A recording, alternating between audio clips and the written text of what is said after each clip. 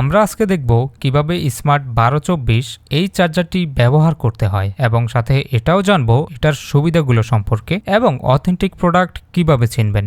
প্রথমত এই চার্জারটি ব্যবহার করা একদম সহজ। ব্যাটারি চার্জ করার জন্য শুরুতেই ক্লিপ দুটা ব্যাটারিতে লাগিয়ে দিন। এরপর বাইক মোড, কার মোড, স্টার্ট মোড আপনি আপনার প্রয়োজন অনুযায়ী মোড সেট করে নিন। এরপর ইলেকট্রিসিটিতে কানেকশন দিয়ে দিন, ব্যাটারি চার্জ হওয়া শুরু হয়ে যাবে। এখন আরেকটি প্রশ্ন হলো রিপেয়ার চার্জ কিভাবে করবেন। এটাও একদম সহজ। জাস্ট টাচ বাটনটি 2 থেকে 3 সেকেন্ড চেপে ধরে ছেড়ে দিন এবং লক্ষ্য করুন স্ক্রিনে রিপেয়ার লেখা আসবে। চাইলে আপনি টাইমও সেট করে দিতে পারবেন, অর্থাৎ কত ঘন্টা ধরে রিপেয়ার করবেন সেটাও আপনি সেট করে দিতে পারবেন। এরপর ইলেকট্রিক কানেকশন দিলেই শুরু হয়ে যাবে রিপেয়ার চার্জ। এছাড়াও এই চার্জারটিতে রয়েছে ওভার চার্জ, শর্ট সার্কিট ও ওভার ভোল্টেজ প্রোটেকশনের মতো ফিচার। এখন আবার আপনার মনে প্রশ্ন আসতে পারে এটা দিয়ে কি কি ব্যাটারি চার্জ করা যাবে এবং কত অ্যাম্পিয়ার ব্যাটারি চার্জ করা যাবে। এটা দিয়ে 12 ভোল্ট 5 অ্যাম্পিয়ার থেকে সর্বোচ্চ 200 অ্যাম্পিয়ার ব্যাটারি চার্জ করা যাবে এবং চার্জারটিতে 6 মাসের ওয়ারেন্টি থাকায় কোনো প্রকার সমস্যা হলে